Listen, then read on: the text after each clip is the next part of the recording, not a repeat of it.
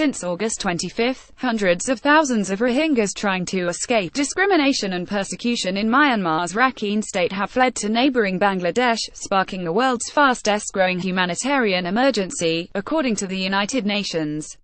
We call on the international community to intensify efforts to bring a peaceful solution to the plight of the Rohingya, to end the desperate exodus, to support host communities and ensure the conditions that will allow for refugees' eventual voluntary return in safety and dignity. The UN Office for the Coordination of Humanitarian Affairs (OCHA), the International Organization for Migration (IOM), and the Office of the UN High Commissioner for Refugees (UNHCR) said in a joint statement Monday.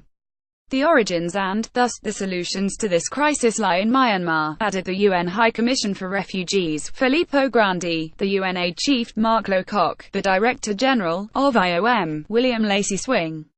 They underscored that Bangladesh has kept its borders open, offering safety and shelter to fleeing families. We have been moved by the welcome and generosity shown by the local communities towards the refugees, the senior officials stated, while noting their respective agencies have been working in overdrive with the government of Bangladesh, local charities, volunteers and non-governmental organizations to provide assistance. Still much more is urgently needed.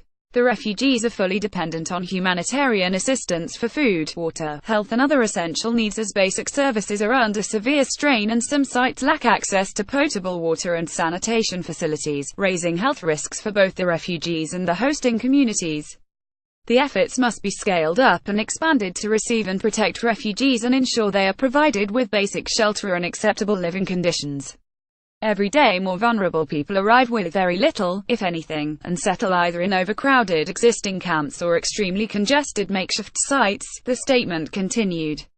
It announced that the ministerial-level pledging conference, set to be held in Geneva on the 23rd of October, organized by OCHA, IOM and UNHCR and co-hosted by the European Union and Kuwait, will provide governments an opportunity to show their solidarity and share the burden and responsibility.